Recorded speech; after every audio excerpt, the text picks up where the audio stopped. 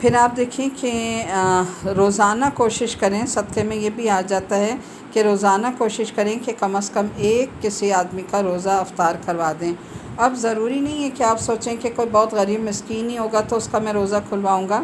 اپنے جیسے بھی کوئی ہیں، آپ کا کوئی رشتہ دار ہے، ہمسایہ ہے، ملنے جلنے والے ہیں، کسی کا بھی آپ روزہ کھلوا سکتے ہیں۔ کوشش کریں کہ دسترخوان پہ کوئی میری طرف سے ایسی چیز رکھی جائے جو افطار نے، اور اس کا ثواب جو ہے وہ مجھے ملے۔ پھر اس میں حدیث کا ہمیں مفہوم ملتا ہے کہ نبی کریم صلی اللہ علیہ وسلم نے صحابہ کرام کو فرمایا کہ تم لوگوں کا روزہ کھلوایا کرو۔ اب دیکھیں صحابہ کرام یہ بات سن کے بہت ایک دم حیران ہو گئے، پریشان ہو گئے، کیونکہ یہ وہ دور تھا کہ صحابہ کرام کے پاس تو بیچاروں کے پاس اپنے کھانے کے لیے کچھ نہیں ہوتا تھا، تو وہ حیران ہو گئے کہ ہمارے تو اپنے کھانے کے لیے نہیں ہے، ہم کہاں کس کا روزہ کھلوائیں۔ تو اس پر آپ صلی اللہ علیہ وسلم نے فرمایا کہ تم روزہ افطار کرواؤ، خواہ کھجور کا ایک ٹکڑا ہی دے کر کیوں نہ کرواؤ۔ تو ضروری نہیں ہے کہ ہم یہ سوچیں کہ ہمارے پاس بہت لمبا چوڑا ہوگا، لمبے لمبے ہم دسترخوان لگائیں گے، بہت سارے انواع اقسام کے کھانے پکائیں گے تو ہی ہم روزہ کھلوائیں گے۔ آپ ایک آدھ چیز سے بھی اپنی استطاعت کے مطابق کسی کا روزہ کھلوا سکتے ہیں، اور روزے میں جو ہے آپ ایک کھجور بھی کسی کو کھلا دیں، اپنی طرف سے آپ گفٹ کسی کو دے دیں۔ رمضان میں کھجور کا گفٹ بہترین گفٹ ہوتا ہے، آپ گفٹ دے دیں کسی کو، جب تک وہ روزہ افطارتے رہیں گے آپ کو انشاءاللہ تعالیٰ اس کا جو ہے وہ اجر اور ثواب ملتا رہے گا۔ پھر اس کے بعد دیکھتے ہیں ہم فرض صدقات کے ساتھ جو ہے وہ نفل صدقہ بھی ہے۔ نفل کیسے کہ ہم ایک تو یہ کہ ہم اپنی فرض زکوٰۃ پورے نصاب کے ساتھ ادا کریں، اسی طرح سے کھانے پینے کا اچھا بھی دیں، اگر کوئی بات نہیں، کوئی زائدہ ضرورت ہے ہمارا تو وہ بھی دے دیں۔ کپڑوں کا دیکھیں، یہ مہینہ جو ہے اس سے پہلے میں ہمیشہ اپنے درس میں ایڈوائز کرتی ہوں کہ آپ لوگ جو ہے اپنے گھروں کی صفائی کر لیں، یعنی اپنے گھروں کو صاف ستھرا کر لیں اس سے پہلے، اور ایک جو وہ ہوتی ہے نا اینول صفائی وہ کر لیں۔ اپنی الماریوں کو دیکھ لیں، کپڑوں سے بھری پڑی ہیں، سال میں شاید ایک آدھ دفعہ کوئی کپڑا پہننے کی نوبت آتی ہے۔ غریب بیچارے جن کے تن نہیں ڈھانکے جا رہے، اور ہمارے پاس اتنے کپڑے ہیں کہ ہمیں یہ بھی یاد نہیں کہ ہم نے ابھی پچھلے مہینے کون سا جوڑا سلوایا تھا۔ تو خدا را اس سب کا جواب ہمیں خود دینا ہے۔ اپنی الماریاں کھولیں، ایک الماری بھر گئی، اب ہم دوسری نئی لینے کی فکر کرتے ہیں، تیسری نئی، تو نئے کا خیال چھوڑ دیں، اسی میں گنجائش بنا لیں۔ جتنے پرانے کپڑے ہیں جو اب آپ کے استعمال میں نہیں ہیں دے دیں، اچھی چیز بھی دیں، وہ بھی ذہن میں رکھیں کہ لن تنالوا البر حتی تنفقوا مما تحبون۔ تو آپ نے اپنی بہترین چیز بھی اللہ کے راستے میں دینی ہے، رمضان میں ہی اس کی ابتدا کر لیں۔ کوئی اچھا جوڑا نکال کر جو آپ کو بہت پسند ہے وہ دے دیں، کوئی جیولری ہے، کوئی جوتے ہیں، کوئی بھی ایسی چیز آپ اپنی دے دیں۔ اس کے علاوہ زائدہ ضرورت جو ہے وہ دے دیں۔ آپ دیکھیں اللہ کے ساتھ کاروبار میں انسان کو کبھی گھاٹا نہیں ہوتا۔ آپ صاف نیت سے اللہ کے راستے میں ایک دیں گے، اللہ کا وعدہ ہے کہ وہ 10 گنا آپ کو دنیا میں لوٹا دے گا، اور 70 گنا آپ کا آخرت کے بینک میں سیف ہو جائے گا۔ تو آپ دیکھیں کتنا کامیابی کا سودا ہے نا۔ پھر اس کے بعد جو ایک اور اہم پوائنٹ آ رہا ہے وہ ہے اس مہینے زیادہ سے زیادہ استغفار کرنا۔ قرآن پاک میں بھی استغفار کا کیا طریقہ بتایا گیا کہ چلتے پھرتے اٹھتے بیٹھتے ہر حال میں توبہ استغفار کرو۔ تہجد میں بھی زیادہ سے زیادہ استغفار کا اہتمام کرنا، اور آج کل کے جن حالات سے ہم گزر رہے ہیں، جو اللہ کا عذاب ہمارے سروں پر ہر وقت تنا ہوا ہے، ان حالات میں تو ہمیں بہت زیادہ اللہ تعالیٰ سے استغفار کرنا ہے۔ اور دوسرے عشرے میں خاص طور پر جو دعا میں نے بتائی اللہم انکا عفو کریم تحب العفو فاعف عنی، یہ پڑھنا ہے۔ اور اس کے علاوہ حضرت ان کی جو دعا تھی حضرت آدم علیہ السلام کی، ربنا ظلمنا انفسنا وان لم تغفر لنا وترحمنا لنکونن من الخاسرین۔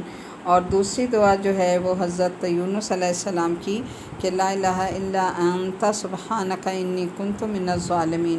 ان دعاؤں کا بہت اہتمام کرنا ہے تاکہ اللہ تعالیٰ ہمارے گناہ بخش دیں اور اللہ تعالیٰ جو ہے وہ ہم سے راضی ہو جائیں۔ تو ان دعاؤں کا اہتمام کرنا ہے انشاءاللہ، کا اہتمام کرنا ہے انشاءاللہ، کا اہتمام کرنا ہے انشاءاللہ، کا اہتمام کرنا ہے انشاءاللہ، کا اہتمام۔ تو بات یہ ہے کہ فرض صدقات کے ساتھ ساتھ ہم نفل صدقات کا بھی اہتمام کریں، اور جیسا میں ہمیشہ بتاتی ہوں کہ سال میں ایک اپنی جنرل صفائی کر لیا کریں، اپنے گھروں کو خوب اچھی طرح کھنگال لیا کریں جو ایکسٹرا سامان جمع ہوتا ہے، کیونکہ قرآن پاک میں جب صحابہ نے لوگوں نے آپ سے سوال کیا تھا اللہ تعالیٰ سے کہ اللہ تعالیٰ سے پوچھیں کہ ہم کیا خرچ کریں، زائدہ ضرورت، اللہ تعالیٰ نے کہا جو اچھا ہے وہ بھی کرو، جو زائدہ ضرورت ہے وہ بھی اللہ کی راہ میں خرچ کر دو۔ تو ہم دیکھیں کہ ہم سالانہ اپنی صفائی کریں، ہمارے پاس کپڑوں کی الماریاں بھری پڑی ہیں، ایک بھرتی ہے دوسری تیسری گھر میں رکھنے کی جگہ نہیں رہتی، اور وہ کپڑے جو سال میں شاید ہی کبھی ہم ایک آدھ بار پہنتے ہیں اور وہ اسی طرح ہینگ ہوئے رہتے ہیں، آؤٹ آف فیشن ہو جاتے ہیں، لیکن ہمارے دلوں سے نہیں اترتے۔ تو یہ دلوں سے اتارنے کا مہینہ ہے، اپنی الماریاں کھولیں، جو کپڑے زیادہ پہننے والے نہیں ہیں، اچھے بھی دیں، نئے بھی دیں، پرانے بھی دے دیں، اپنے جوتے، کپڑے، جیولری، ایکسٹرا ساری چیزیں نکال دیں، اپنی الماریوں کو خالی کریں، اور دیکھیں کہ اللہ کے ساتھ کیا ہوئے کاروبار میں انسان کبھی ناکام نہیں ہوتا۔ اللہ تعالیٰ کے لیے اگر آپ خالص نیت سے ایک چیز دیں گے نا، تو آپ دیکھیں کہ اللہ تعالیٰ جو ہے وہ آپ کو کئی گنا، 10 گنا دنیا میں اور 70 گنا آخرت کے بینک میں سیو کر دے گا۔ تو انشاءاللہ ہمیں اللہ کے ساتھ کاروبار کرنا ہے، اور ہمیں اچھا بھی دینا ہے، زیادہ ضرورت بھی دینا ہے، کھانے پینے کا بھی جو اچھا ہے، نیا ہے وہ بھی دے دیں، اگر کچھ پرانا ہے تو وہ بھی دے دیں، کہ اگر آپ کے گھر میں اس کی ضرورت نہیں ہے تو ہو سکتا ہے۔ اور آج کل کے حالات میں تو آپ دیکھیں جو حالات ہیں، جو روز کے کام کرنے والے لوگ تھے ڈیلی ویجز پہ، ان کا کیا حال ہے کہ ان کے گھروں میں فاقوں کی نوبت آ گئی ہے۔ تو خدا را اپنے گھروں سے نکالیں، اپنے فریج، اپنے فریزرز کو ہلکا کریں، کم کریں، اپنے اسٹور خالی کریں، اور ان کو دیں جن کے گھروں میں کچھ بھی نہیں ہے، جن کے گھروں کے چولہے بند ہو گئے ہیں ان کو دیں۔ آپ کے لیے اجر و ثواب بھی ہے، اور آپ غریب مسکین جو روزے رکھ رہے ہیں ان کا بھی آپ دیکھیں آپ کو کتنا اجر و ثواب ملے گا۔ زکوٰۃ بھی کچھ ایڈیشنل دے دیں، جتنی آپ کی فرض کی اگر آپ کی 10,000 بن رہی ہے، آپ 11، 12، 13,000 دے دیں، کچھ ایکسٹرا بھی دے دیں، تو انشاءاللہ اللہ کے ساتھ کیا ہوا کاروبار جو ہے وہ کبھی ناکام نہیں ہوتا۔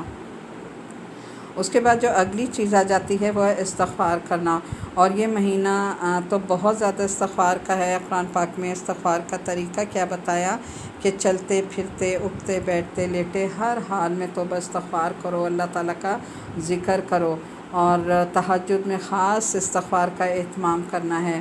اور آج کل کے حالات میں دیکھیں جو وبائی صورت، اللہ کا ایک عذاب ہمارے سروں پر مسلط ہوا ہے اس میں تو بہت زیادہ استغفار کی ضرورت ہے۔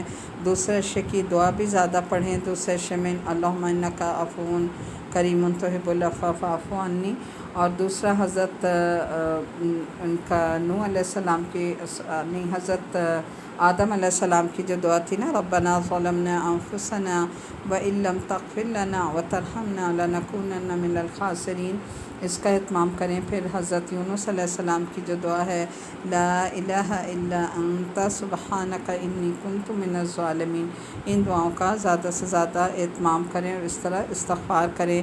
کام کر رہے ہیں، کچن میں چل رہے ہیں، پھر رہے ہیں، آپ کا زبان خالی ہے تو زیادہ سے زیادہ استغفار کرتے رہیں، تاکہ آپ کا نام جو ہے وہ ذکر کرتے رہیں، استغفار کرتے رہیں، اللہ تعالیٰ آپ کا نام ذاکرین میں لکھ دے گا۔ پھر اس کے بعد نیکسٹ جو ہے وہ ہے دعائیں کرنا۔ دعاؤں کا بھی اللہ تعالیٰ نے قرآن پاک میں ہمیں حکم دیا اور کیسے ہمیں بتایا۔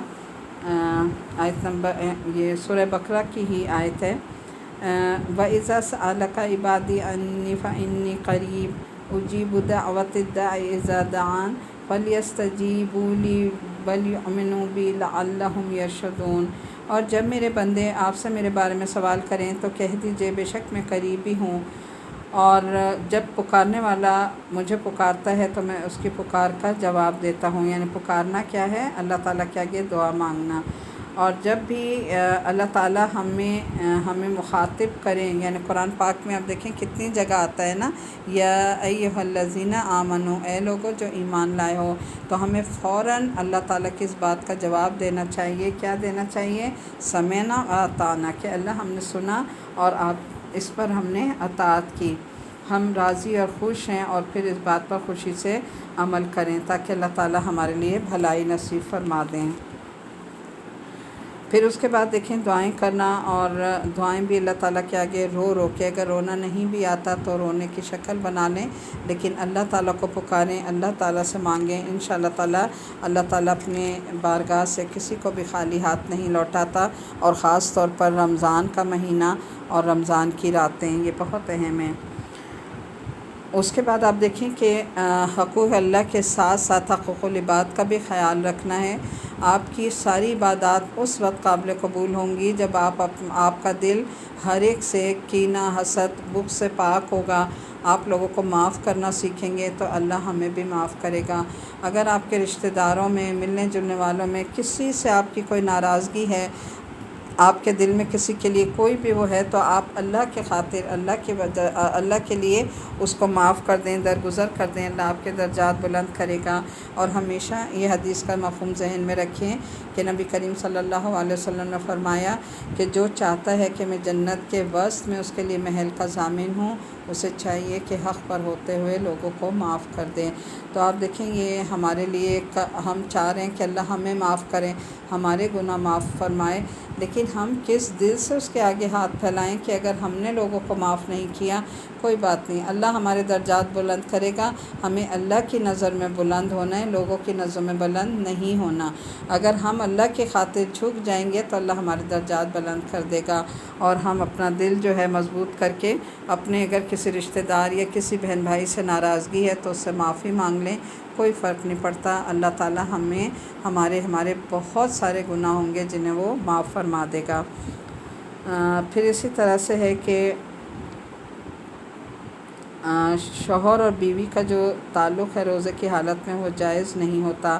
اس کو اللہ تعالیٰ نے قرآن پاک میں فرمایا کہ شوہر اور بیوی ایک دوسرے کا لباس ہیں۔ اب لباس جو ہے اس کا مقصد کیا ہوتا ہے؟ ایک یہ کہ زیب و زینت ہوتا ہے، دوسرا جسم کا پردہ ہوتا ہے، ستر پوشی کرتا ہے، اور تیسرا سکون کا باعث ہوتا ہے۔ تو شوہر اور بیوی کا جو تعلق ہے وہ دونوں ایک دوسرے کے لیے یہی ہونے چاہیے کہ ایک دوسرے کے لیے زیب و زینت ہوں۔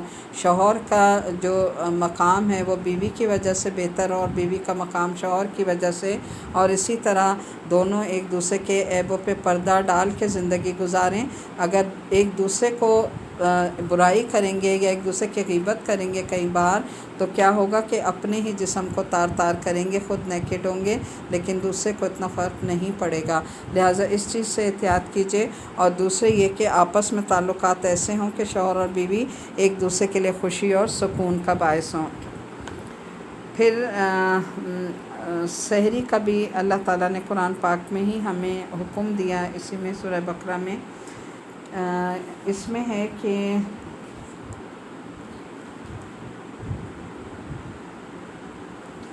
جی اللہ نے جان لیا کہ تم اپنے نفسوں سے خیانت کر رہے تھے، یعنی راتوں کو یہ تعلق قائم کر رہے تھے جو شوہر اور بیوی کا ہے، تو روزے کی حالت میں جائز نہیں ہے، لیکن رات کو جب روزہ آپ افطار کر لیں تو اس کے بعد جو ہے وہ دونوں ایک دوسرے کے لیے حلال ہیں۔ پھر کہا کہ یہ تعلق قائم کر رہے تھے لیکن شور نہیں تھے کہ ٹھیک ہے نہیں، اس پر اللہ نے مہربانی کی اور تم کو معاف کر دیا، پس اب تم ان سے مباشرت کرو، اللہ نے جو تمہارے لیے لکھ رکھا ہے اسے تلاش کرو، اور کھاؤ اور پیو یہاں تک کہ تمہارے لیے صبح کی سفید دھاری رات کی سیاہ دھاری سے واضح ہو جائے۔ یعنی یہاں روزہ شروع ہونے کا وقت بتا دیا کہ جب فجر کا وقت طلوع ہونے لگے تو پھر اس وقت جو ہے روزے کو اپنے مکمل کر لو، یعنی کھانے پینے کا سلسلہ ختم کر دو۔ تو کھانا پینا کب تک ہے؟ آخر وقت تک۔ اب آخر وقت سے میرا یہ مطلب نہ سمجھ لیجیے گا کہ یہاں تو آپ دیکھیں اذانوں کا سلسلہ شروع ہوتا ہے تو 10-15 منٹ جاری رہتا ہے، تو یہ نہ ہو کہ جب ایک آخری اذان بالکل آخری وقت میں دی جا رہی ہے تو ہم اس وقت تک کھا رہے ہیں، نہیں۔ آپ نے جو اپنے ہاتھ میں پکڑا ہوا ہے، اگر اس وقت اذان شروع ہو بھی گئی ہے تو جو ہاتھ میں ہے اس کو منہ میں ڈال کے مکمل کر لیں، لیکن یہ نہیں ہے کہ اذانیں ہو رہی ہیں، ختم ہو گئی ہیں، ہم کھا رہے ہیں، آخری وقت سے یہ مطلب نہیں ہے۔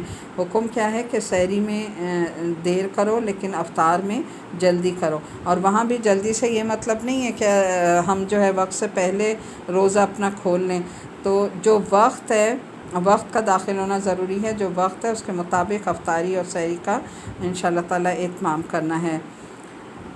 اس کے بعد آپ دیکھیں کہ سحری کا جو وقت ہے، نبی کریم صلی اللہ علیہ وسلم نے فرمایا، حدیث کا مفہوم ہے کہ کفار اور مسلمانوں کے روزے میں جو فرق ہے وہ سحری کا ہے۔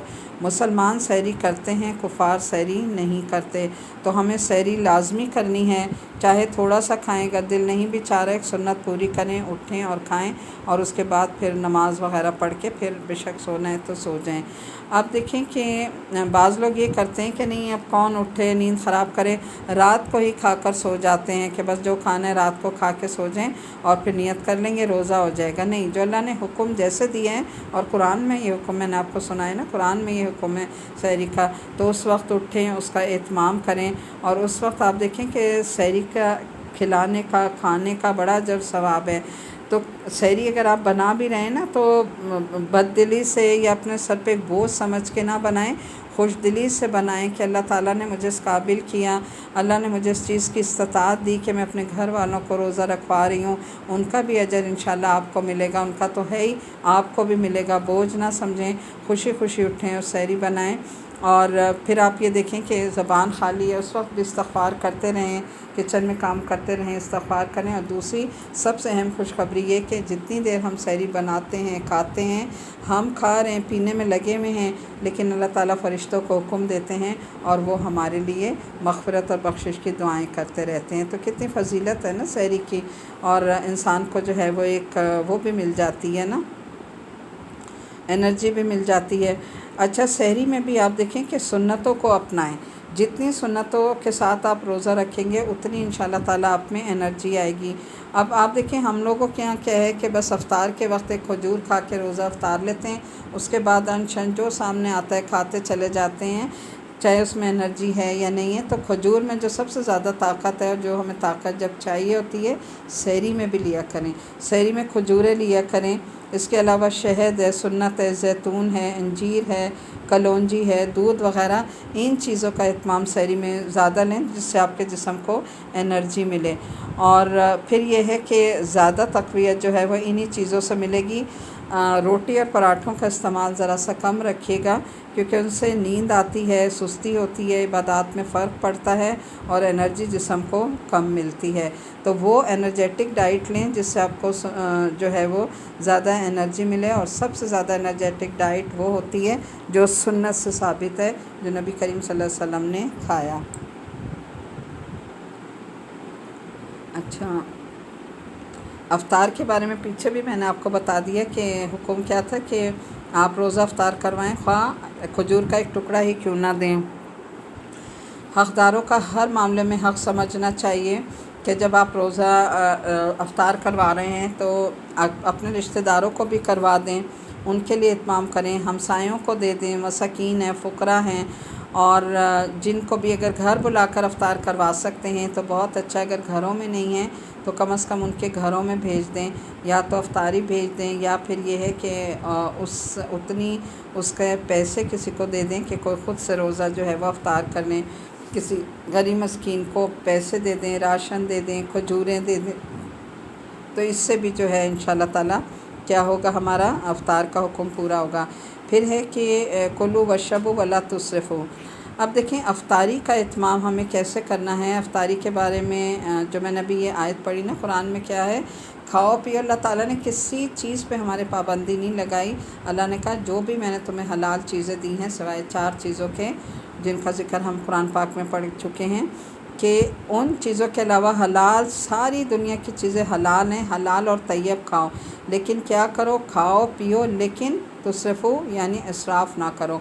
اتنی افطاری نہ بنائیں کہ سارا دن آپ کا کچن میں گزر جائے اور اس کے بعد جب عبادت کا وقت آئے تو آپ میں کھڑے ہونے کی سکت باقی نہ رہے۔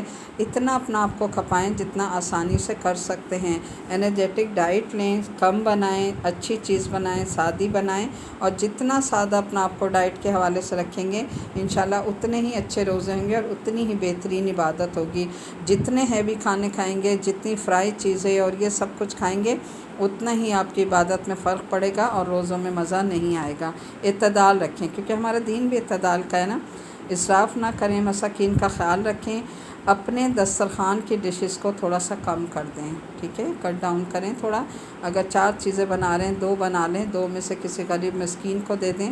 جیسے بار بار میں آپ کو بتا رہی ہوں کہ آج کل کے جو حالات ہیں، کتنے گھروں میں چولہے بند ہو گئے ہیں، تو ان کا خیال کریں کہ کوئی بات نہیں، اگر ایک دن ہم نے پکوڑے سموسے نہیں کھائے تو کوئی بات نہیں، روزہ ہو جائے گا، لیکن کسی غریب اور محتاج کا بھی ضرور اہتمام کریں کہ اللہ تعالیٰ ان کے دسترخوان پہ بھی کچھ نہ کچھ ہو جس سے وہ سارے دن کا روزہ افطار کر سکیں۔ پھر دسترخوان تقریباً افطار سے 5 منٹ پہلے لگا لیں، 10 منٹ پہلے لگا لیں، ساری چیزیں ایک دفعہ رکھ دیں دسترخوان پر، اور یہ وقت ہے کہ اب اللہ کے آگے ایک فقیر بن کر بیٹھ جائیں، کہ جیسے ایک مزدور ہوتا ہے نا، سارا دن مزدوری کرتا ہے اور جب مزدوری لینے کا وقت آتا ہے تو وہ ہاتھ پھیلا کے بیٹھ جاتا ہے، تو ایسے بیٹھ جائیں کہ اللہ میں نے سارا دن مزدوری کی، بڑی محنت سے روزہ رکھا، اب مجھے اس کا اجر چاہیے، خوب خوب دعائیں مانگیں۔ کہتے ہیں کہ اللہ تعالیٰ 2 کی دعائیں رد نہیں کرتا، ایک مسافر کی اور ایک روزدار کی، جبکہ وہ روزے سے ہو، تو اس وقت میں خوب خوب دعائیں مانگا کریں۔ پھر اپنے بچوں کو شروع سے ان چیزوں کا عادی بنائیں، دسترخوان پر بیٹھ جائیں، بچوں کے ہاتھ سے سب کی پلیٹوں میں کھجوریں رکھوا دیں، پانی دلوا دیں، کوئی اور چیز دلوا دیں۔ اسی طرح جب مساکین کو دینا ہے بچوں کے ہاتھوں سے دلوائیں، تاکہ انہیں شروع سے ایک صدقہ خیرات کرنے کی عادت ہو، ان کا ہاتھ اللہ کے راستے میں کھلے اور رکے نہ۔ جب وہ سب پلیٹوں میں کھجور رکھیں گے ان کو بھی ثواب ملے گا، اور ساتھ وہ اس چیز کے عادی بھی ہوں گے کہ یہ ایک اچھی چیز ہے کہ ہمیں دوسروں کے آگے پیش کرنا ہے، اور یہ اپنے ہاتھ سے رکھ لیں تو اس کا بھی پھر ظاہر اجر و ثواب ہوتا ہے روزہ کھلوانے کا۔ تو انشاءاللہ تعالیٰ اس طرح سے آپ نے افطار کا اہتمام کرنا ہے کہ ہر ایک کا حق بھی ادا ہو جائے، ہمارا بھی پیٹ بھر جائے، اور جتنا ہلکا ہو سکے اپنا آپ کو ہلکا رکھیں تاکہ عبادت بھاری ہو، ٹھیک ہے، عبادت ہماری زیادہ ہو، کھانا پینا کم ہو۔ لیکن اگر روزوں کا مقصد ہم نے یہ بنا لیا کہ اس مہینے تو ہم نے دنیا کی ہر فرائی چیز کھانی ہے، ٹھیک ہے، اللہ کا حکم ہے کھائیں، اچھے سے اچھا کھائیں، کوئی برائی نہیں ہے، لیکن تھوڑا سا بیلنس رکھ کے کھائیں نا، ایک آدھ چیز روز بنا لیں جس میں ٹائم بھی آپ کا کم لگے اور عبادت کے لیے وقت جو ہے وہ آپ کے پاس زیادہ بچ جائے۔ پھر اس کے بعد آخری عشرہ جو ہے وہ ہمارا آ جاتا ہے۔ اس آخری عشرے میں طاق راتیں بہت اہم ہیں، اور سب سے اہم لیلۃ القدر، جس کا اللہ تعالیٰ نے قرآن پاک میں ارشاد فرمایا ہے کہ یہ رات 1000 مہینوں سے افضل ہے، جس کو یہ رات نصیب ہو جائے۔ تو ہمیں لیلۃ القدر کے لیے محنت بھی کرنی ہے، کوشش بھی اور دعا بھی مانگنی ہے۔ نبی کریم صلی اللہ علیہ وسلم آخری عشرے میں خود بھی جاگتے اور اپنے گھر والوں کو جاگنے کا حکم دیتے کہ یہ راتیں سونے کی نہیں، جاگنے کی راتیں ہیں۔ تو آخری عشرے کی راتوں میں ضرور جاگیے اور زیادہ سے زیادہ عبادت کریں، اللہ تعالیٰ کو پانے کی کوشش کریں، اللہ کو منانے کی کوشش کریں، اور جن کو اللہ تعالیٰ نے اتنی توفیق بخشی ہے وہ اعتکاف بھی کریں۔ اب دیکھیں، اعتکاف اگر ایک بستی میں ایک بھی کر لے نا، فرض کفایہ ہے، ٹھیک ہے، تو ایک بھی اگر کر لیتا ہے تو ساری بستی کی طرف سے ادا ہو جاتا ہے۔ لیکن اعتکاف ایک ایسی عبادت ہے جس میں اللہ تعالیٰ کا بہت زیادہ قرب انسان کو نصیب ہوتا ہے، تو جن کو اللہ نے توفیق دی ہے وہ ضرور اعتکاف کریں۔ اور اس میں اگر کسی کو لیلۃ القدر نصیب ہو جاتی ہے جو 1000 مہینوں سے افضل ہے، تو اس کی دعا کیا بتائی؟ اللہم عفو کریم تحب العفو فاعف عنی۔ جن چیزوں سے روزہ ٹوٹ جاتا ہے، جن کا ہمیں اہتمام کرنا ہے، جان بوجھ کر کھانا پینا۔ اگر انسان نے جان بوجھ کر کھا لیا کہ مجھے بہت بھوک لگ رہی ہے، مجھ سے تو پورا نہیں ہو رہا، تو ظاہر ہے ساری عمر بھی اگر وہ روزے رکھتا رہے گا تو اس کا کوئی کفارہ نہیں ہے، کفارہ ادا کر ہی نہیں سکتا۔ لیکن ہاں، اگر بھول چوک میں کچھ کھا لیا انسان نے اور اس کے منہ میں کچھ چلا گیا اور اسے یاد آیا کہ میرا روزہ تھا، تو کوئی بات نہیں، وہ روزہ مکمل کر لے، کیونکہ حدیث میں آتا ہے جس کا مفہوم ہے کہ اللہ نے اسے کھلایا اور پلایا ہے، اس لہٰذا وہ اپنا روزہ مکمل کر لے۔ اب یہ نہیں کہ اگر ہم نے تھوڑا سا بھول چک سے کھا لیا تو پیٹ بھر کے کھانا کھا لیں کہ اب تو روزہ چلے ہی گیا، نہیں، بھول چک میں معاف ہے۔ پھر خواتین کے مخصوص ایام کی وجہ سے روزہ ٹوٹ جاتا ہے، منہ بھر کر اگر قے آ جائے اس سے بھی روزہ ٹوٹ جاتا ہے، طاقت کی کوئی دوا لینا یا انجیکشن لگوانا روزے کی حالت میں، شوہر اور بیوی کا جسمانی تعلق، اس سے بھی روزہ ٹوٹ جاتا ہے۔ مکروہ امور میں کیا آ جاتا ہے کہ بعض لوگ منہ میں گرمی کی وجہ سے یا ویسے ہی پیاس لگ رہی ہوتی ہے، بار بار حلق تک پانی ڈالتے ہیں گرمی یا بھوک پیاس کی شدت کو کم کرنے کے لیے، تو ایسا کرنے سے روزہ مکروہ ہو جاتا ہے، اس سے بھی ہمیں احتیاط کرنی چاہیے۔ اب دیکھیں روزہ کتنی مشکل عبادت ہے نا، کہ سارا دن حلال چیزوں کو کھانا پینا ہمارے سامنے پڑا ہے، ہم اپنے ہاتھوں سے کھا رہے ہیں، ہم اپنے ہاتھوں سے بنا رہے ہیں، رکھ رہے ہیں، شیٹ لگا رہے ہیں، سب کچھ کر رہے ہیں، لیکن حکم نہیں ہے کہ ہم کھائیں۔ تو پھر کیا ہے کہ ہمیں اتنا جو ہم تگ و دو کے ساتھ روزہ رکھ رہے ہیں، اسٹرگل کر رہے ہیں، تو ہمیں اس کی حفاظت بھی کرنی ہے۔ حدیث میں آتا ہے جس کا مفہوم ہے کہ نبی کریم صلی اللہ علیہ وسلم نے فرمایا کہ جس نے روزہ رکھ کر بھی جھوٹ بولنا، غیبت کرنا یا برے کام نہ چھوڑے تو اللہ کو اس کا بھوکا پیاسا رہنے کی ضرورت نہیں ہے۔ تو ایک برائی جب انسان کرتا ہے تو کہتے ہیں نا، حدیث میں آتا ہے کہ روزہ ڈھال ہے، یعنی جہنم سے ایک ڈھال بن جائے گا، اس کو آگے نہیں جانے دے گا، آگ کے شعلے نہیں آنے دے گا۔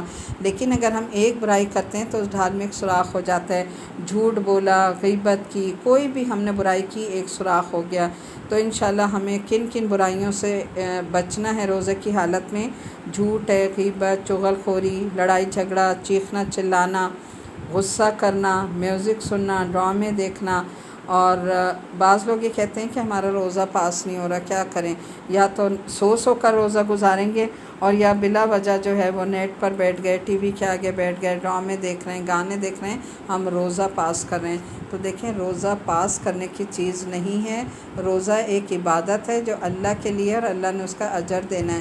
تو ایسا روزہ جو ہم پاس کرنے کے لیے رکھ رہے ہیں، اس کا اجر اللہ کے ذمہ نہیں ہوگا، وہ صرف بھوکا پیاسا رہنا ہے۔ بھوک پیاس کے ساتھ روزہ گزر جائے گا، وقت گزر جائے گا، حاصل وصول کچھ بھی نہیں ہوگا، اور نامہ اعمال میں کوئی نیکی نہیں لکھی جائے گی۔ تو اس لیے روزے کو رکھنے سے زیادہ اس کی حفاظت ضروری ہے۔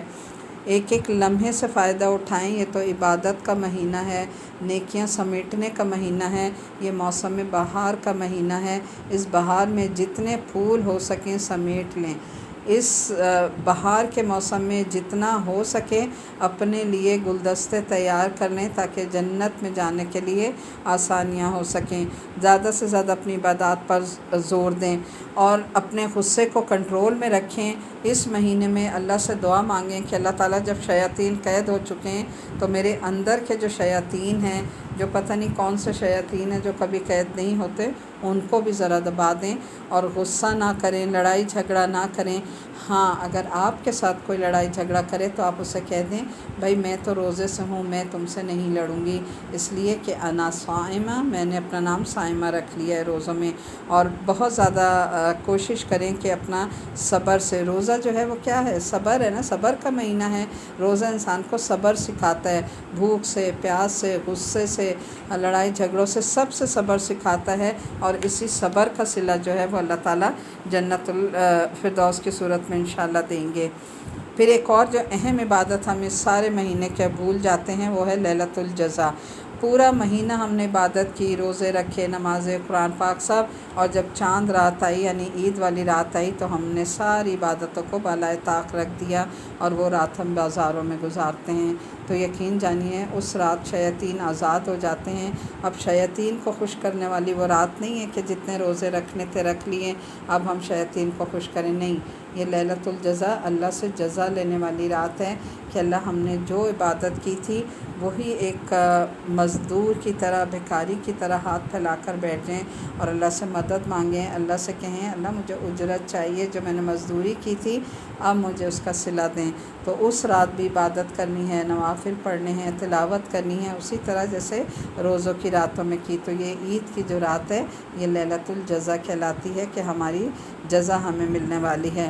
تو خدا را اس رات کو بازاروں کی نظر نہ کریں، کھانے پینے بنانے کی نظر نہ کریں، اس رات بھی عبادت کریں، اور اپنا آپ کو تھکائیں نہ۔ پھر اس کے بعد عید کا دن آتا ہے، اللہ تعالیٰ سب کو خوشیوں کے ساتھ عید نصیب فرمائے۔ تو عید کے دن بھی اللہ تعالیٰ کا ذکر کرنا نہیں بھولنا، اس لیے کہ خوشی کون دیتا ہے؟ اللہ تعالیٰ دیتے ہیں، تو اسی کا نام بلند کرنا ہے، اور زیادہ سے زیادہ تکبیرات کا اتمام کرنا ہے۔ چل رہے ہیں، پھر رہے ہیں، کام کر رہے ہیں، پڑھتے جائیں اونچی آواز میں، یا پلے کر لیں اپنے موبائل پہ، اللہ اکبر اللہ اکبر اللہ اکبر اللہ اکبر، لا الہ الا اللہ واللہ اکبر وللہ الحمد۔ پھر اس کے بعد اور کیا کرنا ہے؟ عید والے دن غسل کرنا ہے، نئے کپڑے پہننے ہیں۔ نبی کریم صلی اللہ علیہ وسلم کی سنت کیا تھی کہ آپ صلی اللہ علیہ وسلم سرخ رنگ کی چادر پہنا کرتے تھے عیدین کے موقع پر، اور اس چادر کی قیمت تقریباً 1000 درہم تھی۔ تو اچھا استطاعت کے مطابق قیمتی کپڑا پہننا بھی سنت سے ثابت ہے۔ پھر خوشبو لگانا، نماز کے لیے عیدگاہ جانا، اور اگر خواتین کا کوئی انتظام نہیں ہے تو کم از کم گھر میں زیادہ سے زیادہ تکبیرات کا اتمام کریں، باقی سنتوں کو پورا کریں۔ عید پہ گندے کپڑے پہن کر نہ پھریں کہ ایک سنت کو پورا کرنا ہے کہ ابھی کیا کرنا ہے نئے کپڑے پہن کے، ابھی تو ہمیں کچن میں جانا ہے، چاٹ بنانی ہے، یہ کرنا، کوئی بات نہیں، سب کچھ بنا لیں، ایپرن لگا لیں، کپڑے گندے نہیں ہوں گے، لیکن سنت کو مت چھوڑیں کھانے پینے کے پیچھے۔ تو اپنے نئے کپڑے پہنیں، اتمام سے پہنیں، جولری پہنیں، اور اللہ کے لیے اچھا تیار ہو کہ جس اللہ نے مجھے یہ خوشی کا دن دکھایا اس کے لیے میں کیوں نہ تیار ہوں۔ اور اس کے علاوہ آپ دیکھیں ہم آگے پیچھے الٹے سیدھے ہندوؤں کے، انگریزوں کے، یہودیوں کے رسم و رواج مناتے رہتے ہیں پورے سال، جو ہے کبھی اس کا کیک کاٹ رہے ہیں، کبھی اس کا، جو ہمارے لیے کسی اجر کا اضافہ نہیں کرتا بلکہ الٹا گناہوں کا سبب بنتا ہے، جو ہم یہودیوں کے طور طریقے اپناتے ہیں۔ یہ وہ وقت ہے جو اللہ تعالیٰ نے ہمیں دیا ہے کہ اپنی عیدوں کو خوشیوں کے ساتھ مناؤ، ان کا اہتمام کرو، اپنے رشتہ داروں سے ملیں، ان کو بلائیں، اچھی سی پارٹیز ارینج کریں، ان کو گفٹ دیں، اس میں کیک کاٹ لیں۔ کیک کھانا کوئی گناہ نہیں ہے، منع نہیں ہے، اچھے سے عید کے کیک بنوا لیں، یہ بنا لیں اور اس میں جو ہے سیلیبریشن کر لیں۔ بچوں کو بھی پتہ چلے کہ یہ سیلیبریشن اللہ نے ہمیں دی ہے اور اللہ کا حکم ہے کہ ہم اپنی عیدوں کو اچھا خوشیوں کے ساتھ منائیں، تو اس میں کوئی برائی نہیں ہے۔ اللہ تعالیٰ جو ہے وہ ہمارے ان کو بہت بہتر ان کو کر دے گا خوشیوں کو۔ پھر اس کے بعد آپ دیکھیں، اب ان ساری چیزوں کو ایک دفعہ میں ایک اس میں کر لیتی ہوں کہ اس کا نچوڑ کیا نکلا۔ روزہ، قرآن، صدقہ، خیرات، شکر، استغفار، دعائیں، اور ان سب کا مقصود کیا ہے؟ تقویٰ۔ تقویٰ کیا ہے کہ اللہ تعالیٰ ہمارے اندر تقویٰ پیدا کر دے، ہمیں متقی لوگوں میں سے بنا دیں، تاکہ یہ ایک مہینہ جو ہمارا ٹریننگ کا تھا، باقی 11 مہینے ہمارے اندر تقویٰ آ جائے اور ہم ان تمام برائیوں سے بچ جائیں، اللہ کا قرب نصیب ہو جائے اور اللہ ہم سے راضی ہو جائے۔ اگر یہ مقصد پورا ہو گیا تو ہم دنیا اور آخرت میں کامیاب ہیں، ورنہ روزوں کا یہ اتمام کہ دن میں بھوکا پیاسا رہنا، رات کو سونا، زیادہ کھا لینا اور پھر عبادت میں کمی، تو ایسے روزے اللہ کے نزدیک قابل قبول نہیں ہیں، بلکہ اس سے بھوکا پیاسا رہنا ہے۔ پورا ماہ سے بھوکا پیاس کی تکلیف اٹھانا ہے، حاصل وصول کچھ بھی نہیں۔ اللہ تعالیٰ ہمارے اندر اصل روزوں کا جو مقصود ہے کہ تقویٰ پیدا ہو جائے اور ہمارا رب ہم سے راضی ہو جائے، تو وہی جو میں نے شروع میں ایک سبجیکٹ شروع کیا تھا، اپنے رب کو راضی کر لو، اس رب کو راضی کرنے کے لیے، منانے کے لیے اس کڑی کو، پہلی کڑی کو آج اس کے ساتھ ملا دیں، کیونکہ رمضان سے بہتر مہینہ اب ہمیں پورا سال کوئی نہیں ملے گا جس میں ہم اپنے رب کو راضی کر سکیں۔ ایسی عبادات کریں کہ اللہ ہم سے راضی اور خوش ہو جائے، ہماری ساری مساجد، ہمارے مدارس کھل جائیں، اللہ کی وہی رحمتیں پلٹ آئیں اور اللہ ہم سے اتنا خوش ہو جائے کہ اپنی رحمتوں کا فیضان کر دے اور اس مہلک اور وبائی بیماری کو ہم سب سے دور فرما دے۔ اللہم ارفع عنا البلاء والوباء۔ اور اللہ ہم سے وہ نیکیاں کروا دے جس کا اجر 10 گنا ہے، اور ہماری دعائیں اور بخشش جو قبول ہوتی ہے، اللہ تعالیٰ ان دعاؤں کو ہم سے قبول فرما لے۔ آخر میں ہم دعا کر لیتے ہیں کہ اللہ تعالیٰ ہمیں بہترین روزے رکھنے کی توفیق عطا فرمائے۔ اعوذ باللہ من الشیطان الرجیم، بسم اللہ الرحمن الرحیم۔ یا رب لک الحمد کما ینبغی لجلال وجہک وعظیم سلطانک، سبحان اللہ وبحمدہ عدد خلقہ ورضا نفسہ وزنۃ عرشہ ومداد کلماتہ۔ اللہم صل علی محمد وعلی آل محمد کما صلیت علی ابراہیم وعلی آل ابراہیم انک حمید مجید۔ اللہم بارک علی محمد وعلی آل محمد کما بارکت علی ابراہیم وعلی آل ابراہیم انک حمید مجید۔ ربنا آتنا فی الدنیا حسنۃ وفی الآخرۃ حسنۃ وقنا عذاب النار۔ یا اللہ، یا رحمان، یا رحیم، یا ذوالجلال والاکرام، یا اللہ، جو کچھ ہم نے یہاں بتایا، جو کچھ بات آپ کے بندوں تک پہنچائی، یا اللہ اپنی بارگاہ میں اس کو قبول و منظور فرما لینا۔ یا اللہ، آپ کا بہترین مہینہ، رحمت والا مہینہ، سایہ فگن ہونے والا ہے۔ یا اللہ ہم سب مومن مسلمانوں کو بہترین روزے رکھنے کی توفیق عطا فرمانا۔ یا اللہ ان روزوں کا جو مقصد ہے تقویٰ، یا اللہ یہ مقصود ہمیں دے دیں۔ یا اللہ پاک ہم سے راضی ہو جائیے۔ ان روزوں کا مقصد آپ کو راضی کرنا ہے۔ یا اللہ اس میں پورے 30 روزوں میں ہم سے کوئی عمل ایسا کروا دیجیے جو آپ کو پسند آ جائے، جس میں آپ راضی ہو جائیں۔ یا اللہ ہمیں بہترین روزے رکھنے اور بہترین عمل کی توفیق عطا فرما دیجیے۔ یا اللہ ایسے روزے جو ہمارے گناہوں کو دھو دیں، ہماری بخشش فرما دیجیے۔ یا اللہ پاک ہم پر اپنا رحم و کرم اور فضل فرما دیجیے۔ یا اللہ جو یہ وبائی بیماری ہے اس کو اپنی رحمتوں سے کن کہہ کے دور فرما دیجیے۔ یا اللہ اپنی رحمتوں کا فیضان جیسے پہلے تھا اسی طرح کر دیجیے۔ جو ہم نے کمی کوتاہیاں کی، گناہ کیے، وہ ہم سے دور فرما دیجیے۔ جو شیاطین نے ہم سے کروائے، جو ہمارے نفس نے کروائے، یا اللہ ہم جانتے ہیں کہ ہم گناہ گار ہیں، ہم نے بہت گناہ کیے ہیں۔ نستغفر اللہ ربی من کل ذنب واتوب الیہ۔ نستغفر اللہ الذی لا الہ الا انت سبحانک انی کنت من الظالمین۔ یا اللہ ہمارے سارے گناہوں کو معاف فرما دیجیے، ہم پہ رحم فرمائیے یا ارحم الراحمین، ہم پہ اپنا کرم فرما دیجیے۔ یا اللہ پاک جو بیمار ہیں ان کو شفا عطا فرمائیے یا ارحم الراحمین۔ جو اس بیماری میں کسی دوسری بیماری میں مبتلا ہیں ان سب کو اپنی رحمت سے بہترین صحت عطا فرمائیے یا ارحم الراحمین۔ ہماری مساجد کے دروازے ایسے کھول دیجیے کہ اس میں آپ کی رحمتوں کا فیضان ہو، اسی طرح نمازیوں سے مساجد بھر جائیں۔ اپنے گھر کے دروازے کھول دیجیے، اپنی رحمتوں کے دروازے کھول دیجیے۔ اللہم افتح لی ابواب رحمتک، اللہم افتح لی ابواب رحمتک، اللہم انی اسألک من فضلک العظیم، اللہم انی اسألک من فضلک العظیم۔ یا اللہ گناہ کو معاف فرما دیجیے۔ لا الہ الا انت سبحانک انی کنت من الظالمین۔ ربنا ظلمنا انفسنا وان لم تغفر لنا وترحمنا لنکونن من الخاسرین۔ یا اللہ یہ 30 روزے ہماری زندگیوں کو پلٹ دیں، ہمارے عمل کو بدل دیں۔ یا اللہ ہمیں بہترین عمل کی توفیق عطا فرما دیجیے، ایسا عمل جو آپ کو راضی کر دے۔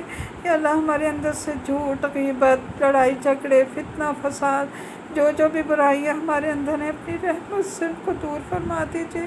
لا حول ولا قوت الا باللہ العلی العظیم۔ آپ کے سوا کوئی نہیں جو ہماری برائیوں کو ہم سے دور فرما سکے۔ یا اللہ ہمیں بہترین روزے نصیب فرمائیے، قرآن سے بہترین تعلق نصیب فرمائیے، صدقہ خیرات کرنے کی توفیق عطا فرمائیے۔ یا اللہ ہمیں اپنے صابرین اور شاکرین بندوں میں سے بنا لیجیے۔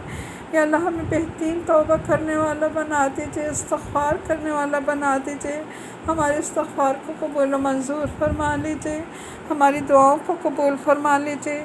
یا اللہ ہماری اولادوں کو عمل صدقہ جاریہ بنا دیجیے۔ یا اللہ جو کچھ ہم یہ کام کریں اس کا ثواب ہمارے پیارے نبی حضرت محمد مصطفیٰ صلی اللہ علیہ وسلم کو، تمام ازواج مطہرات کو، جتنے بھی مومنین مومنات اب تک ایمان کی حالت میں فوت ہوئے ہیں ان کو، ہمارے والدین کو اس کا خصوصاً ثواب پہنچے۔ یا اللہ ہم سے دین کے بہترین کام لے لیجیے، ہماری اولادوں کو عمل صدقہ جاریہ بنا دیجیے، ہمارے مدارس کو آباد کر دیجیے، ہمارے مدارس میں بہترین دینی تعلیم کا بندوبست فرما دیجیے۔ یا اللہ ہمارے ملک پہ رحم فرمائیے، امت مسلمہ پہ، ساری دنیا پہ رحم فرمائیے۔ یا اللہ پاک ہم سب پر اپنی رحمتوں کا فیضان کر دیجیے، اپنے گھر کے دروازے کھول دیجیے، ہمیں پھر سے اپنے گھر حج اور عمرے پر بلا لیجیے۔ یا اللہ ہم نے جو کچھ مانگا اسے قبول فرما لیجیے، جو نہیں مانگا وہ بن مانگے عطا فرما دیجیے۔ ربنا تقبل منا انک انت السمیع العلیم وتب علینا انک انت التواب الرحیم۔ وصلی اللہ تعالی علی خیر خلقہ محمد وعلی آلہ واصحابہ اجمعین برحمتک یا ارحم الراحمین۔ ربنا تقبل منا انک انت السمیع العلیم وتب علینا انک انت التواب الرحیم۔ سبحان ربک رب العزۃ عما یصفون وسلام علی المرسلین والحمد للہ رب العالمین۔ آمین یا الہی آمین۔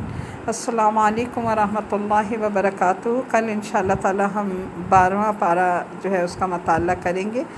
کل پھر انشاءاللہ قرآن کے ساتھ ملاقات ہوگی، جب تک کے لیے اللہ حافظ۔ السلام علیکم ورحمۃ اللہ، السلام علیکم ورحمۃ اللہ، السلام علیکم ورحمۃ اللہ، السلام علیکم ورحمۃ اللہ۔